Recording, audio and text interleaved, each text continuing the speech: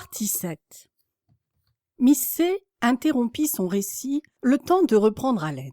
Mais toute tension et toute souffrance avaient disparu de sa voix. Comme une voiture qui monte d'abord péniblement la côte, mais qui, après avoir atteint la hauteur, redescend la pente en roulant légère et rapide, son récit avait maintenant des ailes.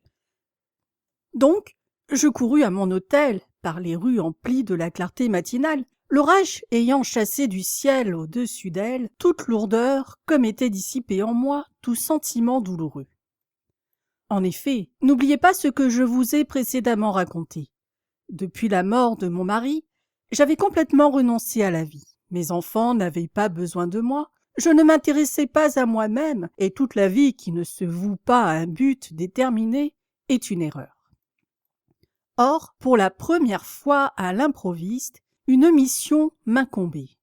J'avais sauvé un homme, je l'avais arraché à la destruction en mettant en jeu toutes mes forces. Il ne restait plus qu'à triompher d'un petit obstacle pour mener cette mission à bonne fin. J'arrivai à mon hôtel. Le regard du portier, exprimant l'étonnement de me voir rentrer chez moi seulement à 9 heures du matin, glissa sur moi. De la honte et du chagrin que j'avais eus, rien ne subsistait plus en moi, mais une renaissance soudaine de ma volonté de vivre, un sentiment neuf de la nécessité de mon existence faisait couler dans mes veines un sang chaud et abondant. Arrivé dans ma chambre, je changeai rapidement de vêtements, je quittai sans m'en rendre compte, ce n'est que plus tard que je le remarquai, mon vêtement de deuil pour en prendre un plus clair. J'allai à la banque chercher de l'argent, je me rendis en hâte à la gare pour me renseigner sur le départ des trains, avec une décision qui m'étonnait moi-même. J'arrangeai en outre quelques autres affaires et rendez-vous. Il ne me restait plus qu'à assurer le retour dans son pays et le sauvetage définitif de cet homme que le destin m'avait confié. À vrai dire, il me fallait de l'énergie pour l'aborder maintenant. Car la veille, tout s'était passé dans l'obscurité, dans un tourbillon, comme quand deux pierres entraînées par un torrent se heurtent soudain. Nous nous connaissons à peine de vue et je n'étais même pas certaine que l'étranger pût encore me reconnaître. La veille, ça avait été un hasard, une ivresse, la folie démoniaque de deux êtres égarés, mais aujourd'hui, il fallait me livrer à lui plus ouvertement qu'hier, parce que maintenant, à la clarté impitoyable de la lumière du jour, j'étais forcée de l'aborder avec ma personne, avec mon visage, comme quelqu'un de bien vivant. Mais tout cela se fit plus facilement que je ne le pensais. À peine à l'heure convenue m'étais-je approché du casino, qu'un jeune homme se leva d'un banc et courut au-devant de moi. Il y avait quelque chose d'aussi spontané, d'aussi enfantin, ingénu et heureux dans sa surprise que dans chacun de ses mouvements si expressifs. Il volait ainsi vers moi avec, dans le regard, un rayon de joie reconnaissante et en même temps respectueuse, et dès que ses yeux sentirent qu'en sa présence les miens se troublaient, ils se baissèrent humblement. La reconnaissance, on la voit si rarement se manifester chez les gens, et même les plus reconnaissants ne trouvent pas l'expression qu'il faudrait. Ils se taisent, tout troublés, ils ont honte et contrefont souvent l'embarras pour cacher leurs sentiments. Mais ici, dans cet être à qui Dieu, comme un sculpteur mystérieux, avait donné tous les gestes capables d'exprimer les sentiments d'une manière sensible, belle et plastique, le geste de la reconnaissance brillait comme une passion qui rayonnait de tout son corps. Il se pencha sur ma main, et la ligne délicate de sa tête d'enfant s'inclinant avec dévotion, il resta ainsi pendant 1 minute à me baiser respectueusement les doigts en ne faisant que les effleurer. Puis il se recula, s'informa de ma santé et me regarda avec attendrissement, et il y avait tant de décence dans chacune de ses paroles qu'au bout de quelques minutes, toute inquiétude m'eut quitté. Et comme un reflet de mon propre allègement moral, le paysage brillait autour de nous complètement apaisé. La mer, qui la veille se gonflait de colère, était si calme, silencieuse et limpide que l'on voyait briller de loin, très blanc le moindre galet sous les petits flots ourlant le rivage. Le casino, cet abîme infernal, dressait sa clarté mauresque dans le ciel balayé de frais et comme damassé. Et le kiosque, sous le vent duquel la pluie battante nous avait contraints de nous réfugier, s'était épanoui en une boutique de fleuriste. Il y avait là, dans un pêle-mêle diapré et à foison, blanc, rouge, verts et multicolores, de larges bouquets de fleurs et de verdure que vendait une jeune fille à la blouse éclatante. Je l'invitai à déjeuner dans un petit restaurant. Là, le jeune homme inconnu me raconta l'histoire de sa tragique aventure. C'était l'entière confirmation de mon premier pressentiment lorsque j'avais vu sur le tapis vert ses mains tremblantes et nerveusement agitées. Il descendait d'une famille de vieille noblesse de la Pologne autrichienne. Il se destinait à la carrière diplomatique. Il avait fait ses études à Vienne et un mois auparavant, il avait passé le premier de ses examens avec un succès extraordinaire. Pour fêter ce jour-là et en guise de récompense, son oncle, un officier supérieur de l'état-major chez qui il habitait, l'avait emmené au Prater en fiacre et ils étaient allés ensemble au champ de course. L'oncle fut heureux au jeu, il gagna 3 fois de suite, lesté d'un gros paquet de billets de banque ainsi acquis, ils allèrent dîner ensuite dans un élégant restaurant. Le lendemain, pour son succès à l'examen, le futur diplomate reçut de son père une somme d'argent égale à la mensualité qu'on lui faisait. 2 jours plus tôt, cette somme lui aurait semblé énorme, mais maintenant, après la faillite de ce gain, elle lui parut insignifiante et mesquine. Aussi, dès qu'il eut déjeuné, il retourna à l'hippodrome, paria passionnément et farouchement, et son bonheur, ou plutôt son malheur, voulut qu'il quittât le Prater avec la dernière course, avec le triple de son argent. Dès lors, la rage du jeu, tantôt aux courses, tantôt dans les cafés ou dans les clubs, s'empara de lui, dévorant son temps, ses études, ses nerfs et surtout ses ressources. Il n'était plus capable de penser, de dormir en paix et encore moins de se dominer. Une fois, c'était la nuit, rentré du club où il avait tout perdu, il trouva en se déshabillant un billet de banque oublié et tout froissé dans son gilet. Ce fut plus fort que lui, il se rhabilla et rôda à droite et à gauche jusqu'à ce qu'il trouva dans un café des joueurs de dominos avec qui il resta jusqu'à la pointe de l'aube. Un jour, sa sœur qui était mariée vint à son aide en payant les dettes qu'il avait contractées auprès d'usuriers empressés à ouvrir un crédit à l'héritier d'un grand nom. Pendant un certain temps, la chance le favorisa, mais ensuite ce fut la déveine continuelle, et plus il perdait, plus ses engagements non remplis et sa parole d'honneur donnée et non tenue exigeaient impérieusement pour le sauver des gains importants. Il y avait longtemps déjà qu'il avait donné en gage sa montre, ses vêtements, et finalement se produisit quelque chose d'épouvantable. Il vola à sa vieille tante dans une armoire 2 gros pendentifs qu'elle portait rarement. Il engagea l'un contre une forte somme, laquelle le soir même fut quadruplée par le jeu. Mais au lieu de se retirer, il risqua le tout et il perdit. Au moment de son départ en voyage, le vol n'était pas encore découvert. Aussi engagea-t-il le second pendentif et, obéissant à une inspiration subite, il prit le train pour Monte-Carlo afin de gagner à la roulette la fortune dont il rêvait.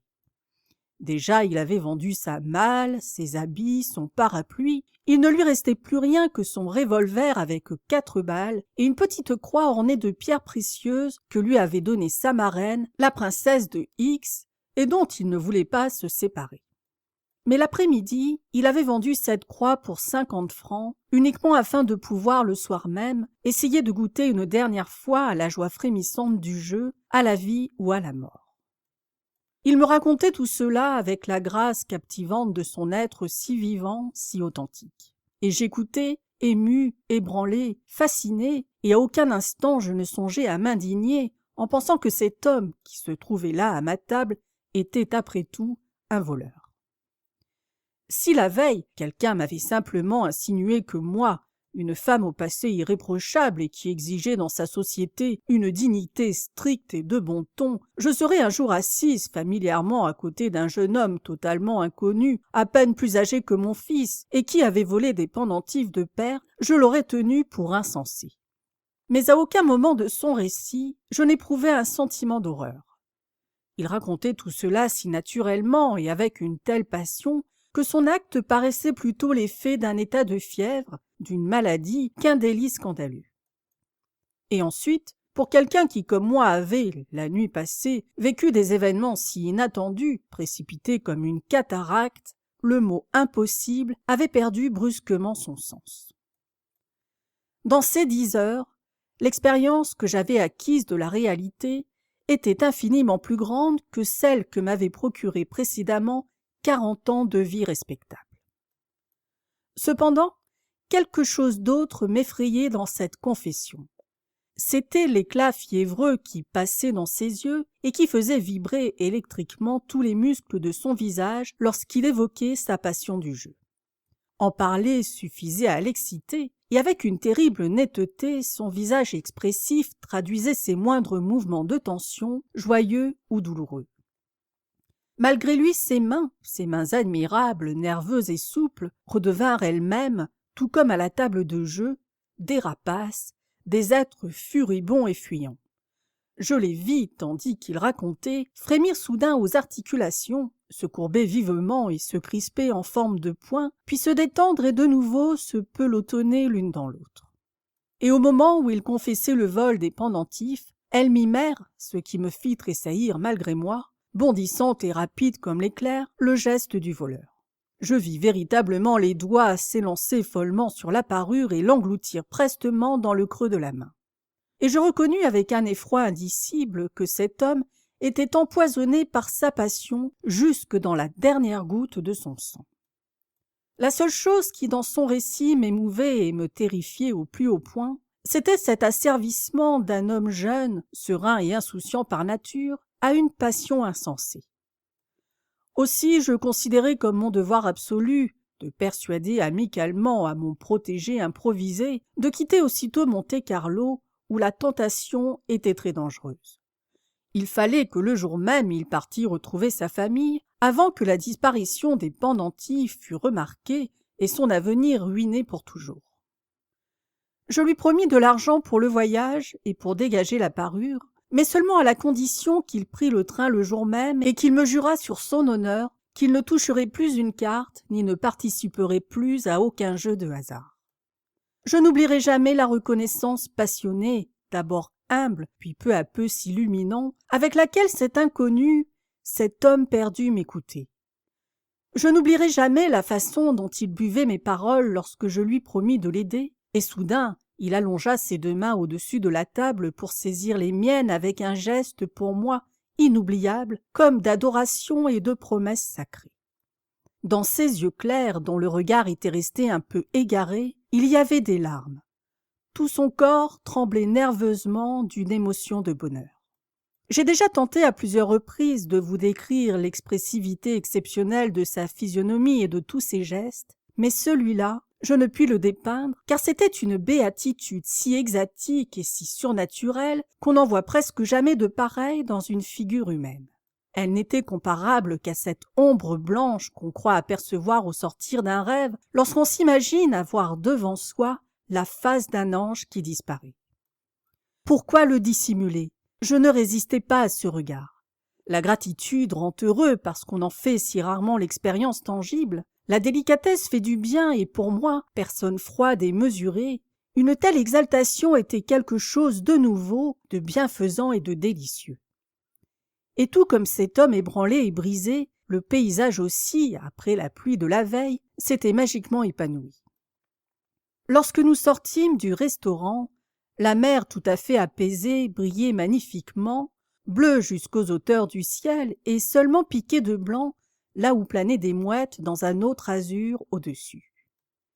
Vous connaissez le paysage de la Riviera, n'est-ce pas? Il produit toujours une impression de beauté, mais un peu fade, comme une carte postale illustrée. Il présente mollement à l'œil ses couleurs toujours intenses, à la manière d'une belle, somnolente et paresseuse, qui laisse passer sur elle avec indifférence tous les regards, presque orientales dans son abandon éternellement prodigue.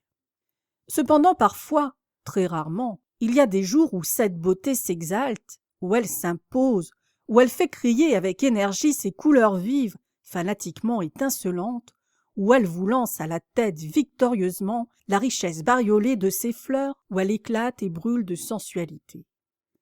C'était un pareil jour d'enthousiasme qui alors avait succédé au chaos déchaîné de la nuit d'orage. La rue lavée de frais était toute brillante, le ciel était de turquoise et partout dans la verdure saturée de sève s'allumaient des bouquets, des flambeaux de couleurs. Les montagnes paraissaient soudain plus claires et plus rapprochées dans l'atmosphère calmée et baignée de soleil. elles se groupaient curieuses le plus près possible de la petite ville scintillante et astiquée à plaisir. Dans chaque regard, on sentait l'invitation provocante et les encouragements de la nature qui vous saisissaient le cœur malgré vous. « Prenons une voiture, dis-je, et faisons le tour de la corniche. » Il acquiesça enthousiaste. Pour la première fois depuis son arrivée, ce jeune homme paraissait voir et remarquer le paysage. Jusqu'à présent, il n'avait connu que la salle étouffante du casino avec ses parfums lourds imprégnés de sueur, le tumulte de ses mains hideux et grimaçants et une mer morose, grise et tapageuse. Mais maintenant, l'immense éventail du littoral inondé de soleil était déployé devant nous et l'œil allait avec bonheur d'un horizon à l'autre. Dans la voiture, nous parcourûmes lentement, l'automobile n'existait pas encore, ce magnifique chemin en passant devant de nombreuses villas et de nombreuses personnes. 100 fois, devant chaque maison, devant chaque villa ombragée dans la verdure des pins parasols, ici, on éprouvait ce secret désir, ici qu'il ferait bon vivre, calme, content, retiré du monde. Ai-je jamais été plus heureuse dans ma vie qu'à cette heure-là ? Je ne sais pas. À côté de moi, dans la voiture, la veille encore étreint par les griffes de la fatalité et de la mort, et maintenant baigné par les rayons blancs du soleil, le jeune homme semblait rajeuni et allégé de plusieurs années. Il paraissait redevenu tout gamin, un bel enfant joueur, aux yeux ardents et en même temps plein de respect, en qui rien ne me ravissait autant que sa délicate prévenance toujours en éveil. Si la côte était trop raide et si le cheval avait du mal à traîner la voiture, il sautait lestement pour pousser derrière. Si je citais un nom de fleur ou si j'en indiquais une le long du chemin, il courait l'accueillir. Il ramassa et porta avec précaution dans l'herbe verte, pour qu'il ne fût pas écrasé par la voiture, un petit crapaud qui, attiré par la pluie de la veille, se traînait péniblement sur le chemin. Et entre-temps, il racontait avec exubérance les choses les plus amusantes et les plus gracieuses. Je crois que la façon dont il riait était pour lui une sorte de dérivatif, car autrement il aurait été obligé de chanter, de sauter ou de faire le fou, tant il y avait de bonheur et d'ivresse dans la soudaine exaltation de son attitude. Lorsque sur la hauteur nous traversâmes lentement un tout petit hameau, il tira poliment son chapeau d'un geste subit. Je fus étonné. Qui saluait-il là, lui un étranger parmi des étrangers? Il rougit légèrement à ma question et me dit presque en s'excusant que nous étions passés devant l'église et que chez lui en Pologne, comme dans tous les pays strictement catholiques, on avait l'habitude dès l'enfance de se découvrir devant chaque église et chaque sanctuaire. Ce beau respect devant les choses de la religion m'émut profondément. En même temps, je me rappelais cette croix dont il m'avait parlé et je lui demandai s'il était croyant. Lorsque, avec une mine un peu honteuse, il m'eut avoué modestement qu'il espérait sa part de salut, une pensée me vint soudain. « Arrêtez !» criai-je au cocher, et je descendis vite de la voiture. Il me suivit, surpris, en disant « Où allons-nous » Je répondis seulement « Venez avec moi ». Je retournai accompagné par lui vers l'église, petit sanctuaire campagnard construit en briques. Dans la pénombre, les murs intérieurs apparaissaient, badigeonnés de chaux gris et nus. La porte était ouverte, de sorte qu'un cône de lumière jaune se découpait nettement dans l'obscurité où l'ombre dessinait en bleu les contours d'un petit autel. Deux bougies nous regardaient d'un œil voilé dans le crépuscule imprégné d'un chaud parfum d'encens. Nous entrâmes, il ôta son chapeau, plongea la main dans le bénitier purificateur, se signa et ploya le genou, et à peine se fut-il relevé que je le saisis par le bras.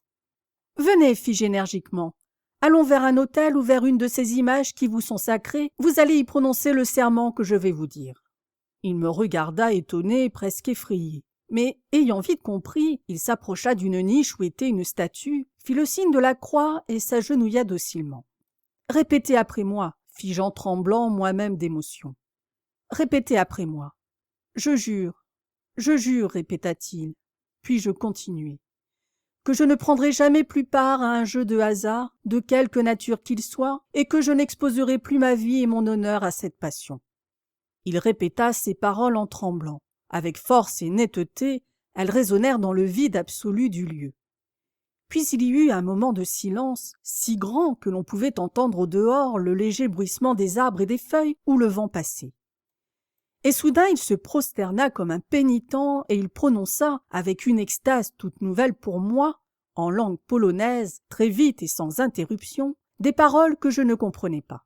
Mais ce devait être une prière extatique, une action de grâce, un acte de contrition, car cette confession tempétueuse courbait sans cesse sa tête humblement par-dessus l'appui du prie-Dieu.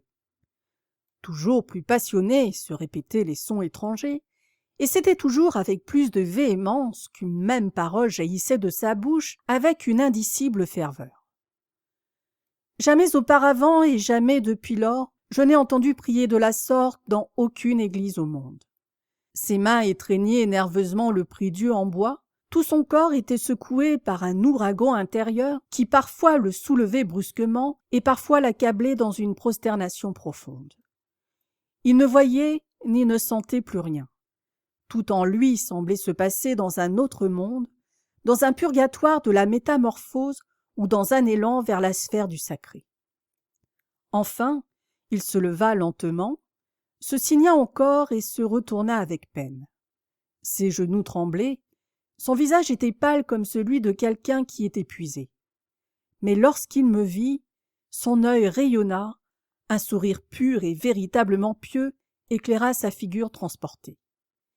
Il s'approcha de moi, s'inclina très bas à la russe et saisit mes 2 mains pour les toucher respectueusement du bout des lèvres. « C'est Dieu qui vous a envoyé vers moi, je viens de l'en remercier. » Je ne savais que dire, mais j'aurais souhaité que soudain, du haut de sa petite estrade, l'orgue se mit à retentir, car je sentais que j'avais réussi en tout, cet homme, je l'avais sauvé pour toujours. Nous sortîmes de l'église pour revenir dans la lumière radieuse et ruisselante de cette journée digne du mois de mai. Jamais le monde ne m'avait paru si beau. Pendant 2 heures encore, nous suivîmes en voiture lentement jusqu'au sommet de la montagne, le chemin panoramique qui, à chaque tournant, offrait une nouvelle vue. Mais nous ne dîmes plus rien. Après cette effusion du sentiment, toute parole semblait faible. Et lorsque mon regard atteignait par hasard le sien, je me sentais obligé de le détourner avec confusion. C'était pour moi une émotion trop grande que de voir mon propre miracle. Vers 5 heures de l'après-midi, nous rentrâmes à Monte-Carlo. J'avais alors un rendez-vous avec des parents qu'il ne m'était plus possible de différer. Et à vrai dire, je désirais profondément une pause, une détente à cette violente exaltation de mon sentiment, car c'était trop de bonheur. Je sentais qu'il me fallait une diversion à cet état d'extase et d'ardeur excessive comme je n'en avais jamais connu de semblable dans mon existence. Aussi, je priai mon protégé de venir avec moi à l'hôtel seulement pour un instant. Là, dans ma chambre, je lui remis l'argent nécessaire pour le voyage et pour dégager la parure. Nous convînmes que pendant mon rendez-vous, il irait prendre son billet au chemin de fer, puis le soir à 7 heures, nous nous rencontrerions dans le hall de la gare une demi-heure avant le départ du train qui, par Gênes, le ramènerait chez lui. Lorsque je voulus lui tendre les 5 billets de banque, ses lèvres devinrent d'une pâleur singulière. « Non, pas d'argent, je vous en prie, pas d'argent !» fit-il entre ses dents, tandis que ses doigts tremblants se rétractaient, nerveux et agités. « Pas d'argent, je ne puis pas le voir !» répéta-t-il encore une fois, comme physiquement terrassé par la crainte et le dégoût. Mais j'apaisai son scrupule en disant que ce n'était qu'un prêt et que, s'il se sentait gêné, il n'avait qu'à m'en donner un reçu. « Oui, un reçu !» murmura-t-il en détournant les yeux. Il froissa les billets de banque comme quelque chose de gluant qui salit les doigts, il les mit dans sa poche sans les regarder, et il écrivit sur une feuille de papier quelques mots en traits précipités. Lorsqu'il leva les yeux, la sueur perlait à son front, quelque chose semblait lutter violemment pour sortir de son être. À peine m'eut-il remis nerveusement ce bout de papier, qu'il fut saisi d'un grand tremblement par tout le corps, et soudain, malgré moi je reculai effrayé, il tomba à genoux et baisa l'ourlet de ma robe. Geste indescriptible, sa véhémence sans pareille me fit trembler de part en part. Un étrange frisson me parcourut, je fus toute troublée et je ne pus que balbutier. « Je vous remercie d'être si reconnaissant, mais je vous en prie, maintenant partez, Ce soir à 7 heures, dans le hall de la gare, nous prendrons congé l'un de l'autre. » Il me regarda, un éclat attendri mouillait son regard. Je crus qu'il voulait me dire quelque chose. Pendant un instant, il eut l'air de chercher à s'approcher de moi. Mais ensuite, il s'inclina soudain encore une fois, profondément, très profondément, et il quitta la chambre.